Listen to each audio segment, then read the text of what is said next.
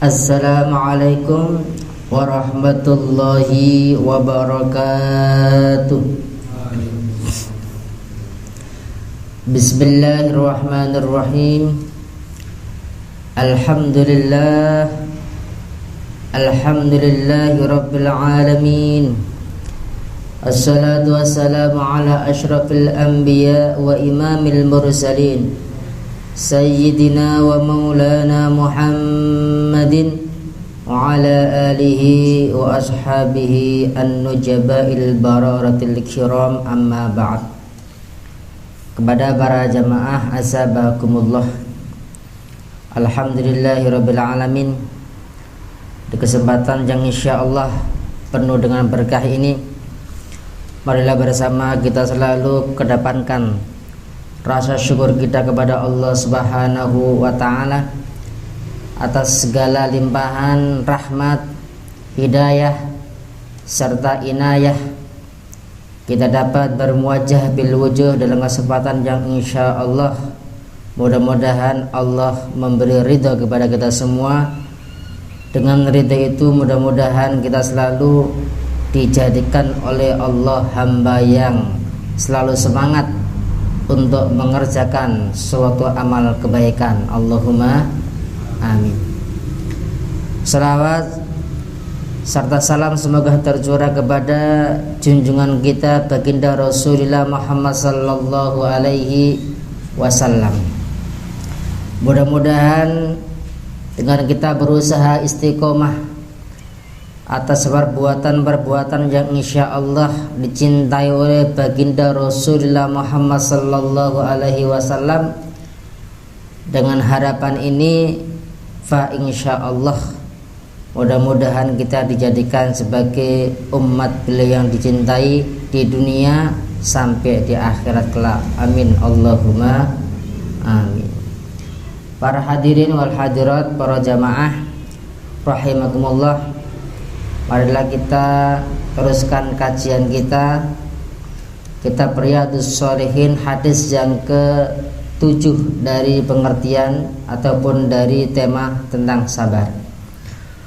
Bismillahirrahmanirrahim. Qala al-muallif rahimallahu ta'ala wa nafa'ana bihi wa bi'ulumihi fid dharani amin ya rabbal alamin.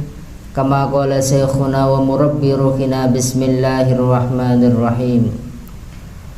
Bismillahirrahmanirrahim. Wa an Anas radhiyallahu anhu qala, hadis riwayat dari sahabat Anas, beliau berkata, marra an-nabiyyu sallallahu alaihi wasallam ala imra'atin tabki inda qabrin. Pada suatu ketika Rasulullah itu melewati, bertemu dengan seorang perempuan di mana perempuan itu tabki inda qabrin, nangis di atas sebuah kuburan. Ada seorang perempuan yang menangis di atas sebuah makbarah, makom kuburan.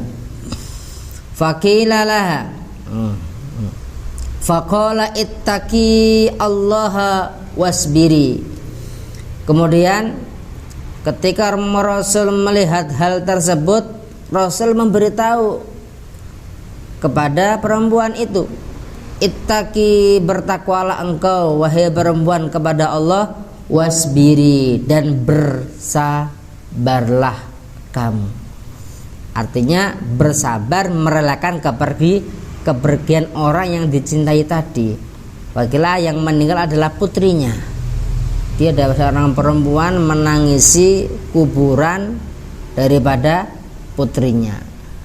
Tiba-tiba Rasulullah bertemu dengan dia, melihatnya, terus seraya berkata, ittaqi Allaha wasbiri, bertakwalah wahai engkau perempuan dan bersabarlah. Atas apa? Atas hal itu. Ketika Rasul berbicara seperti itu, berkata seperti itu, faqalat ilaika anni fa innaka lam tusib bi musibati. Kemudian seorang perempuan itu tadi berkata yang agak begitu keras, ilaika anni, jauhlah dariku. Seperti itu. fa innaka lam tusib bimusibaki, engkau tidak merasakan musibah yang aku rasakan. Di nadanya menghentak, menyuruh pergi baginda Rasul. Walam ta'rifhu, dan dia tidak mengetahui bahwa yang dia usir itu adalah baginda Rasulullah Muhammad sallallahu alaihi wasallam. Tidak tahu bahwa yang berkata itu adalah seorang nabi dan rasul. Kemudian faqilalaha innahu an-nabiyyu sallallahu alaihi wasallam. Kemudian ada salah satu seorang sahabat memberitahukan, Bu, tadi orang yang engkau bentak suruh pergi itu adalah baginda Rasulullah Muhammad sallallahu alaihi wasallam. Ketika diberitahu seperti itu, fa'atat baban Nabi sallallahu alaihi wasallam falam tajid indahu bawabina. Kemudian dia langsung ke rumah Rasulullah Muhammad sallallahu alaihi wasallam, dan dia tidak menemui bawabin itu tukang pembuka pintu. Dia tidak menemui siapa-siapa di situ. Faqalat lam a'rifka, kemudian dia berkata kepada Nabi, ya Rasul, lam a'rifka, saya tidak mengetahui bahwa dirimu adalah seorang nabi, bahwa dirimu adalah baginda Rasulullah Muhammad sallallahu alaihi wasallam. Dan Nabi pun berkata, faqala innama sabru inda sadmatil ula, sesungguhnya sabar itu adalah ketika engkau mengalami hal yang pertama tadi, seketika secara spontan.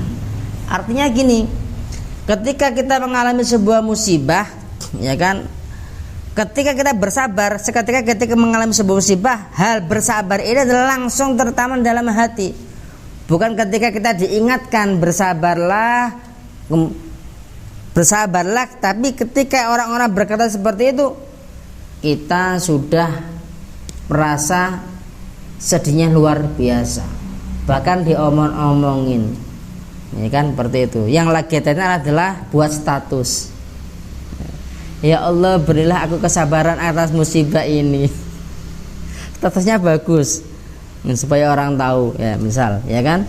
Nah, hal yang seperti itu menurut Rasulullah bukan dikatakan sabar, karena dia merasa tidak menerimakan hal. Buktinya apa? Ketika Rasulullah berkata seperti itu, dia marah. Pergilah engkau tidak merasakan apa yang aku rasakan. Nah, ini adalah cerita tentang sebuah kesabaran. Wa fi riwayatin, dalam riwayat yang lain di sini li muslimin, bagi Imam Muslim, tabagi ala sobiyin laha, di perempuan tadi menangisi atas anak laki-lakinya yang meninggal itu. Tabagi ala sobiyin laha.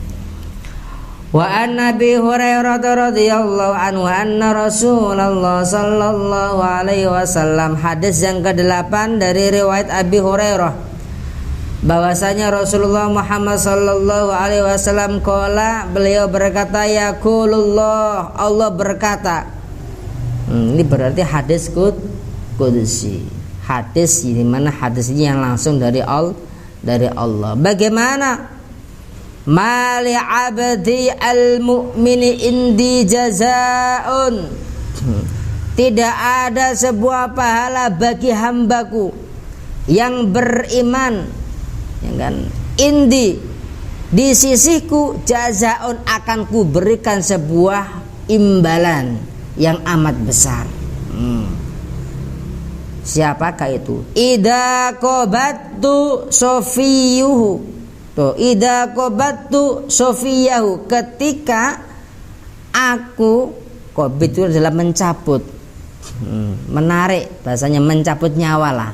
Ketika aku memanggil, ya kan, atau mencabut nyawa dari orang-orang yang dia cintai, min ahli dunya, dari ahli dunia, summa tasabahu, kemudian dia ridho dan dia rela akan hal itu. Apa balasannya di sini? Illal jannatu, indi jazaun illal jannatu, akan kuberikan imbalan langsung dari aku berupa apa? Surga. Di orang-orang ya kan yang mempunyai seorang kekasih itu dalam tanda kutip bukan pacar, akan tapi orang-orang yang kinasih, orang-orang yang dicintai, istri, ayah, ibu, anak, ya kan, ketika Allah ya kan memberi musibah atas kematian salah satu orang-orang yang dicintainya dan dia bersabar, tidak ada pahala yang lebih pantas bagi dia melainkan Allah memberikan surga Allah. Ya Allah ini ya kan. Jadi ketika kita merasa kehilangan dengan keluarga kita, sedih boleh sedih, tapi kesedihan ini bukan menampakkan hal-hal yang menjadikan diri kita itu tidak menerimakan atas musibah. Sedih boleh, tapi kesedihan ini jangan mencerminkan atas kita kehilangannya itu sungguh amat kehilangan ya. Sehingga kita ini merasa kesabaran kita tidak ada.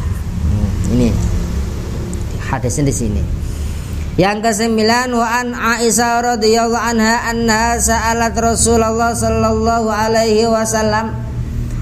Ada yang ke-9 diriwayatkan oleh Aisyah annaha sa'alat Rasulullah, bahwa sesungguhnya Aisyah itu bertanya kepada Rasulullah sallallahu alaihi wasallam anit taun, dari sebuah penyakit taun. Taun itu ada yang mengatakan penyakit wabah. Penyakit wabah, tiba-tiba meninggal. Pagi sakit sedikit, sore meninggal. Sore sakit, malam meninggal. Nah, itu taun, seperti wabah. Fa'ahbaruha, kemudian Rasul menceritakan tentang taun. Annahu kana adaban yab'asuhullah. Taun itu merupakan salah satu adab Allah yang Allah kirim. Ala man yasha, bagi siapa? Bagi orang-orang yang dikehendaki Allah. Faja'alahu Allah rahmatan lil mu'minin, dan kemudian Allah menjadikan taun itu sebagai rahmatan lil mu'minin, kasih sayang terhadap orang-orang yang beriman. Oleh karenanya Allah memberikan rahmat, pahalanya amat luar biasa. Apakah itu? Falaisa min abdin, maka tidak ada dari salah satu seorang dari kita, dari hamba Allah, ya kaufit taun, yang mengalami sebuah penyakit taun, fayamkuthu fi baladihi wasabiran, dan penyakit itu, abad itu atau hamba itu menetap di negaranya, wasabiran, dan dia tetap bersabar. Artinya apa? Dia tidak meninggalkan, padahal di daerah itu atau di kota itu atau di desa itu sedang terjadi penyakit itu, dan dia bersabar atas hal itu, tidak meninggalkan sama sekali, dan dia juga terkena penyakit itu. Imbalannya apa? Ya'lamu annahu la yusibu illa ma kataballahu lahu illa ma kana lahu mislu ajri syahid. Ya Allah, itu pahalanya sebagaimana pahala orang-orang yang mati syahid.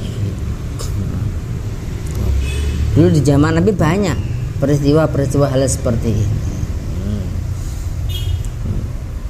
Boleh diartikan setiap penyakit yang menimpa kita, ya, itu pasti di situ ada sebuah rahmatnya Allah.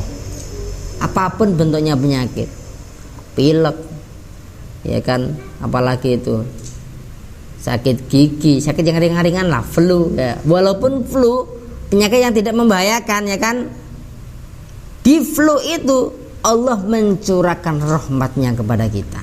Bentuknya banyak dengan flu tersebut, ya kan. Nah, kan. Jadi kesabaran inilah yang menjadikan Allah itu memberikan imbalan yang amat besar bagi hamba-hamba yang dicoba dengan sebuah penyakit di sini. Hadis yang ke-10. Wa an Anas radhiyallahu anhu qala sami'tu Rasulullah sallallahu alaihi wasallam, dari riwayat sahabat Anas, beliau berkata, sami'tu Rasulullah sallallahu alaihi wasallam, saya pernah mendengar bahwasanya Rasulullah itu berkata, innallaha azza wa jalla, sesungguhnya Allah qala, berfirman atau bersabda, idza ba'talaitu abadi, ketika aku mencoba memberi ujian abdi kepada hambaku, bihabibataihi, dengan kekasih-kekasihnya, fasabara, dan dia bersabar, kemudian dia bersabar, awattuhu minhuma al-jannah, ya Allah, maka aku akan mengganti kesabarannya dengan surga. Yuridu ainaihi, oh ini berarti saya ulangi lagi, bihabibataihi yuridu ainaihi, artinya seperti ini, ketika aku memberi ujian terhadap hambaku, bihabibataihi, habibataihi berarti kekasih, tapi di sini diartikan ainaihi, ku beri ujian terhadap kedua matanya. Artinya apa? Dalam keadaan buta. Ketika aku mencoba hambaku, ku ciptakan dalam keadaan tunanetra, ku ciptakan dalam keadaan tidak mempunyai kedua mata sehingga tidak bisa melihat, fasabara, kemudian dia bersabar atas hal itu, awattuhu, maka aku Allah akan memberi ganti kepadanya, minhuma, dari mata tadi, al jannata, surga. Orang-orang yang kehilangan penglihatan sejak lahir, dia bersabar, Allah mengganti kedua penglihatannya atas kesabarannya tadi dengan surganya Allah. Hebat, luar biasa. Tidak semuanya menerimakan, ya tidak, kira-kira, ya Allah, ya kan, tidak semua menerimakan. Dengan kesabaran itu gantinya adalah surga. Hadis yang ke-11.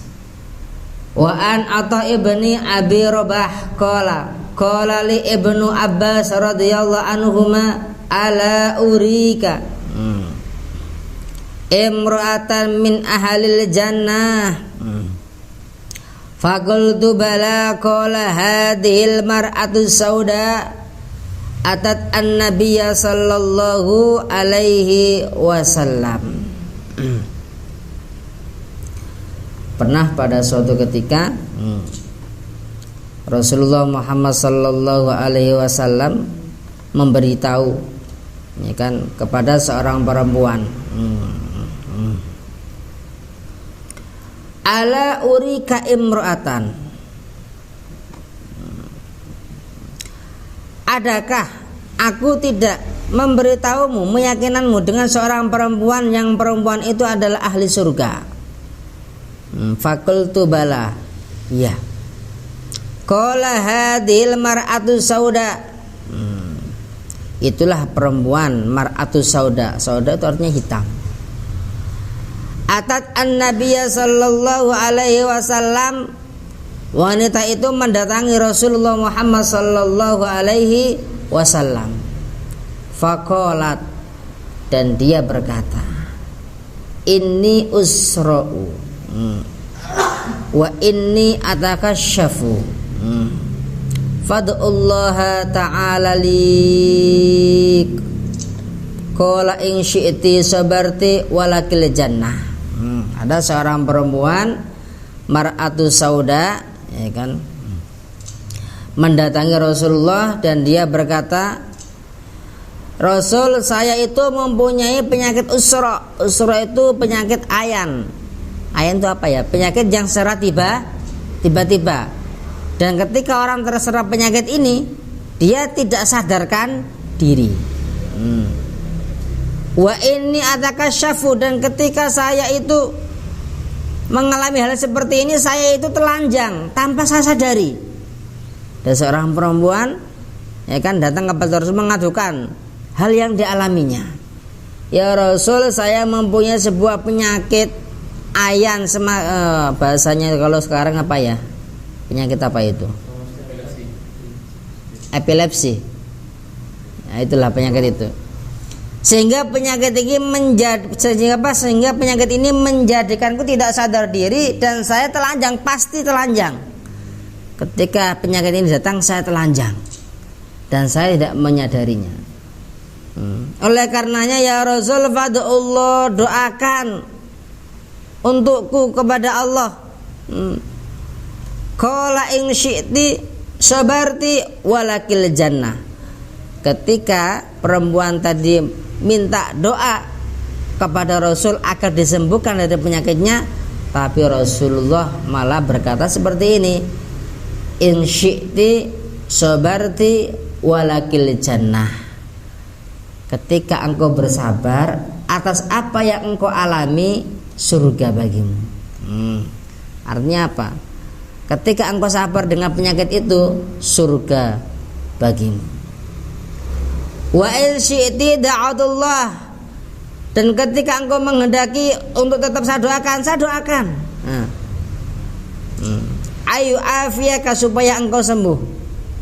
Faqalat asbiru, faqalat inni atakasyafu, fad'ullah alla atakasyafa fada'alaha. Dan perempuan itu berkata, saya sabar ya Rasul, saya sabar. Akan tapi ketika penyakit ini datang, saya telanjang, doakan saya tentang hal itu. Tentang apa? Ketika penyakit ini datang, alla atakasyafa fada'alaha. Saya sabar dengan penyakit ini, tapi mohon mintakan doa kepada Allah. Ketika saya mengalami penyakit ini, jangan sampai saya membuka aurat, dan Rasul memberi doa atau mendoakannya. Artinya apa? Dia minta doa tidak disembuhkan dari penyakitnya, akan tapi ketika dia mengalami penyakit itu, dia tidak sampai membuka aurat. Ada sebuah riwayat lagi. Dulu ada seorang ulama sufi luar biasa. Setiap malam, hampir setiap malam, ulama tersebut dapat melihat berjuta-juta malaikat yang turun dari langit untuk memberi rahmat kepada orang-orang atau manusia yang mau beribadah di malam hari. Luar biasa. Ada orang dapat melihat malaikat turun dari langit untuk memberi rahmat kepada orang-orang yang mau berzikir, bersolawat, ya kan, bertaubat, beristighfar di malam hari. Akan tapi si ulama tadi itu pada suatu ketika tuh dia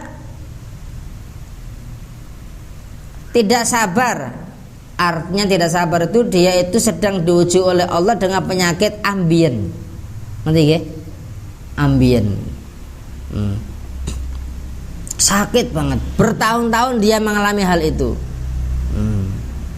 Dan dia pergi kepada Rasulullah untuk bahasanya didoakan. Ya Rasul, saya minta tolong doakan semoga penyakit ini dapat sembuh. Doakan sembuh. Ketika penyakit ini sembuh, apa yang terjadi? Atas kesembuhannya itu ternyata di malam hari dia sudah tidak bisa melihat para malaikat yang turun dari langit. Jadi dengan penyakit itu Allah membuka ya mata batinnya, mata kasyafnya, atas kesabarannya, sehingga beliau dapat melihat ya Allah indahnya para malaikat turun dari langit untuk memberi rahmat, mendoakan kepada orang-orang yang mau beribadah. Tapi ketika penyakit itu sembuh, malah dia tidak bisa melihat indahnya malaikat yang turun dari langit. Ya Allah. Ketika atas hal seperti ini, sehingga dia menyesal.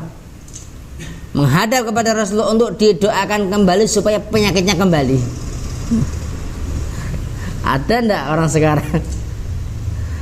Oh, penyakit gigi aja pengen sembuh amat luar biasa pengennya. Oh, kalau mau kalau mau dikasih sakit lagi nggak mau kan.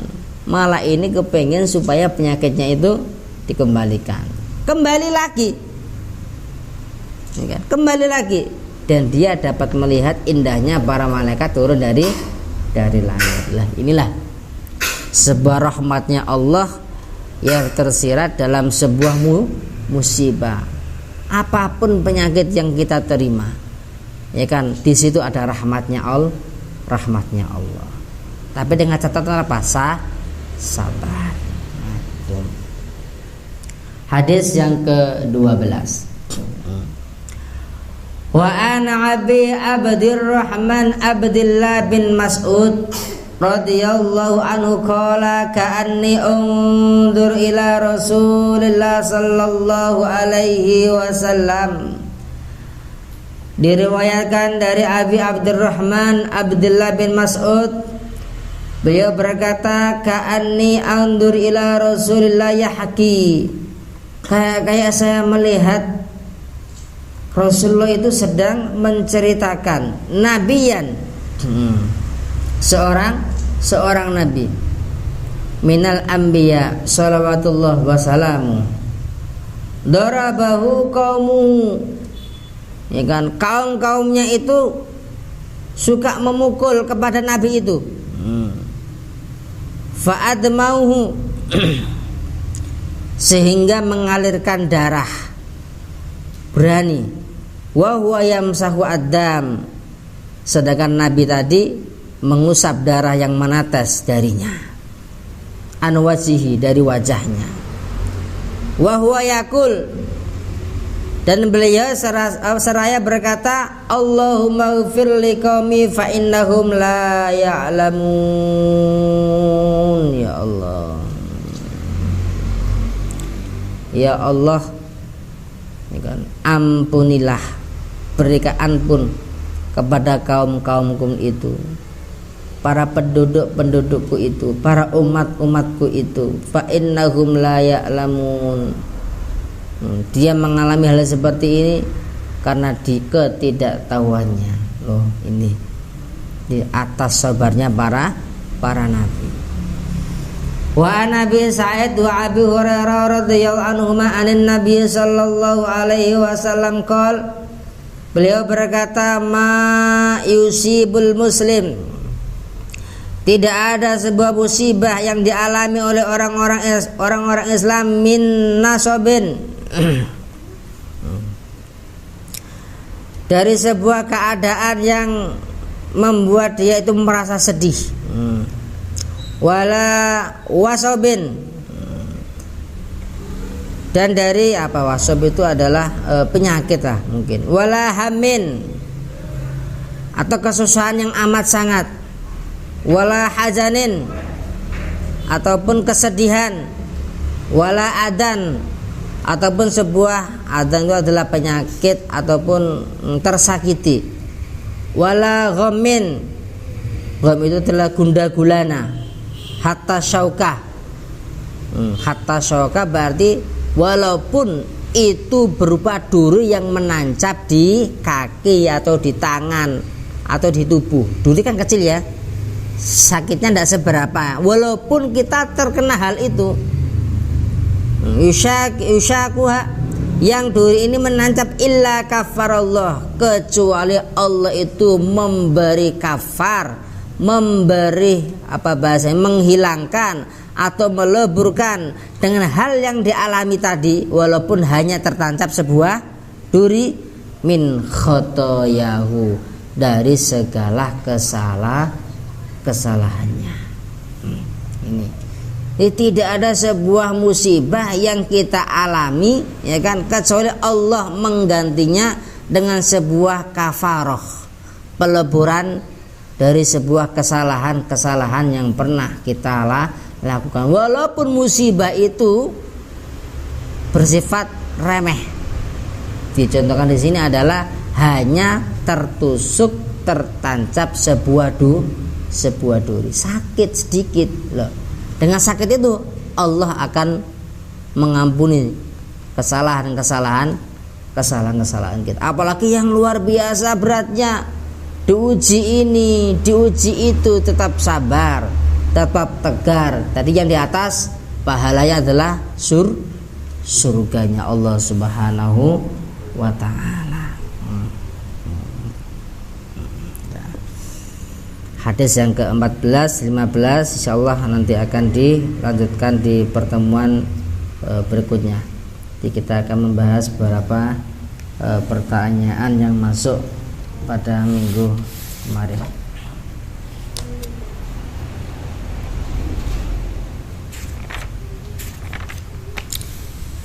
Bismillahirrahmanirrahim. Deskripsi masalah. Assalamualaikum warahmatullahi wabarakatuh. Saya mau bertanya bagaimana hukumnya air banjir.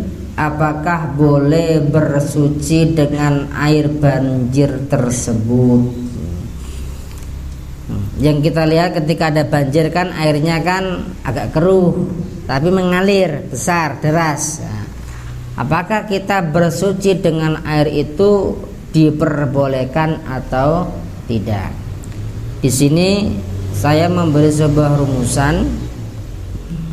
Boleh air yang terbawa banjir atau air banjir dibuat bersuci, baik wudu maupun mandi. Salah satu ibarat yang memperbolehkan ini dari kitab Muhdil Muhtaj, juga dari kitab Al-Khatib.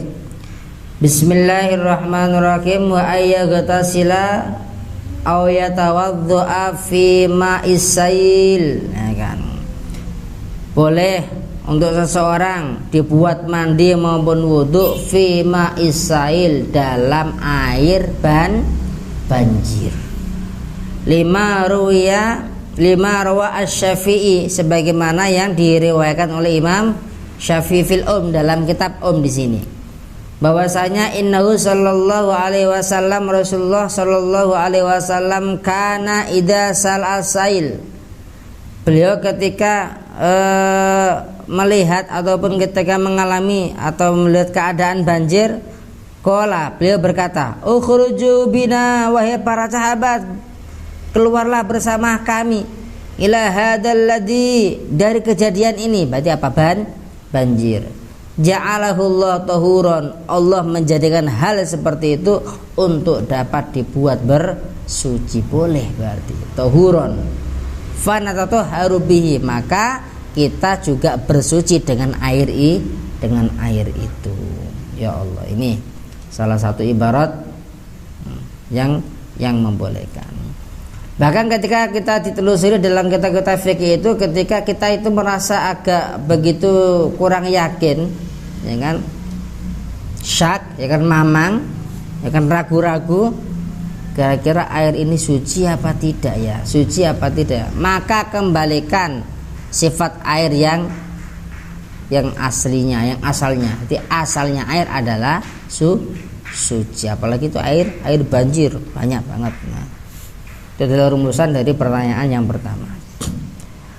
Pertanyaan yang kedua, Assalamualaikum Ustadz, maaf, apakah benar dosa anak yang belum baligh ditanggung oleh orang tuanya?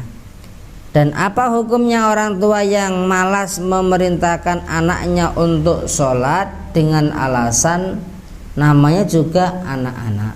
Itu pernah mengalami nggih yang sebagai orang tua mungkin ya. Rumusan pertama, ketika seorang anak yang belum balik melakukan sebuah amal perbuatan yang berdosa, maka orang tuanya tidak sampai menanggung dosa dari anak tersebut. Karena memang secara syariah anak itu masih belum tercatat amal buruknya atau dosa-dosanya sebelum dia baligh. Tuh. Sebagaimana hadis Rasulullah mengatakan, rufi'al qalam anis sobiyi hatta yablugha, tidak dicatat amal buruknya seseorang, kan? Siapakah itu? Satu, anis sobiyi hatta yablugha, anak kecil sehingga dia telah mencapai waktu balik. Kalau balik ya dicatat kejahatannya, amal perbuatan dosanya. Wa anin naimi hatta yastayqidha, hatta yastayqidha, dari orang yang tidur sehingga dia terbangun. Orang tidur tidak sholat, tidak dosa. Karena apa? Dia tertidur. Ketika dia bangun kok tidak sholat, itu yang dosa, kan? Itu. Wa anil ma'tu hatta yabro'a, dan dari orang yang kehilangan akal sehat sehingga dia itu sudah sembuh. Orang gila mau telanjang di jalan ya tidak berdosa.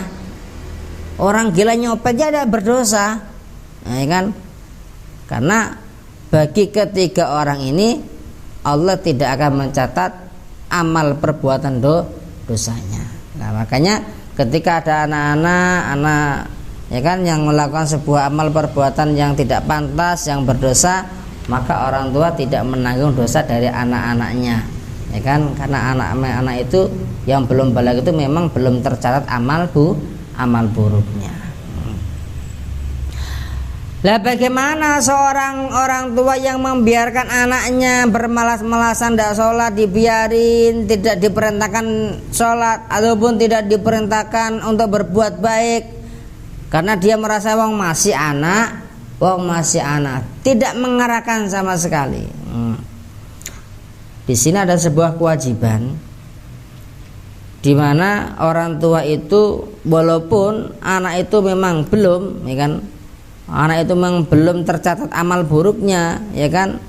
Ada sebuah kewajiban dalam rangka menjalankan pengajaran. Wajib bagi orang tua memberitahu atau melarang ataupun memberitahu tentang hal-hal yang bersifat baik atau syariat, ataupun melarang hal-hal yang bersifat haram.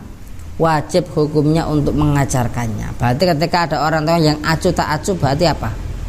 Dosa tidak? Dosa. Apalagi anak yang mau menginjak waktu baligh.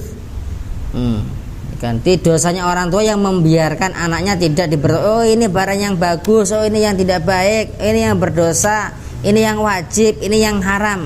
Seperti itu. Dalam Fathul Bari ada. Wa yajibu aidan ala man maronahyuhu, wajib bagi orang-orang tersebut tadi nahyuhu, melarangnya, anil mahramat, ya kan? Jadi orang-orang tua wajib melarangnya. Wa ta'limu al-wajibat, bahkan wajib mengajarkannya hal-hal yang bersifat wajib. Seperti itu. Wa nahwihima min sa'iris syara'i, dari segala macam bentuk syariat. Nah, itu. Mulai dari sini ada yang namanya, ya kan? Walau sunnatan, walaupun hanya batas pengajaran yang bersifat sunnah. Contohnya kasih siwakan yo, mandi yo, bebersih yo, ya kan? Itu sesuatu yang sunnah. Walaupun hanya sebatas sunnah, sangat-sangat dianjurkan. Dalam hadis Rasulullah ada yang mengatakan kan, seperti hadis Rasulullah tentang masalah sholat, muru auladakum bisola fa innaha sobiyun sing sabu sinin, ya kan? Perintahkanlah anak-anakmu untuk berbuat atau melaksanakan sholat ketika pada usia berapa tahun? 7 tahun. Wadribu, ya kan? Dan pukullah, ya. Pukullah mereka ketika mereka berumur asyru sana, ketika berumur 10 tahun. Nah, di sini menggunakan kata-kata amar, perintah. Ketika kita belajar tentang ilmu usul fikih yang namanya amar, al aslu fil amri al wujub, asal dari sebuah perintah menunjukkan kewajiban. Jadi orang tua wajib hukumnya untuk mengajarkan sholat kepada anaknya sebelum anak ini beranjak di usia balik. Mengajarkan sholat yang efisien di umur 7 tahun. Kok menginjak 10 tahun diperintahkan sholat tidak mau, dipukul. Artinya memukul ini supaya menjadikan efek jerah, tapi pukulan yang tidak sampai membahayakan, tapi pukulan yang dalam rangka pengajaran.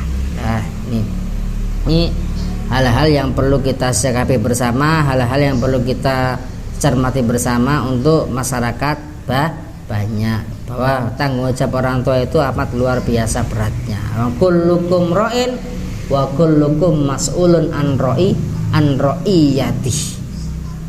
Setiap dari kalian adalah pemimpin, dan setiap pemimpin adalah akan dimintai pertanggung jawaban, lebih-lebih kepala rumah tangga. Cukup ini yang dapat kami sampaikan. Mudah-mudahan ada manfaatnya. Wal afu minkum. Assalamualaikum warahmatullahi wabarakatuh.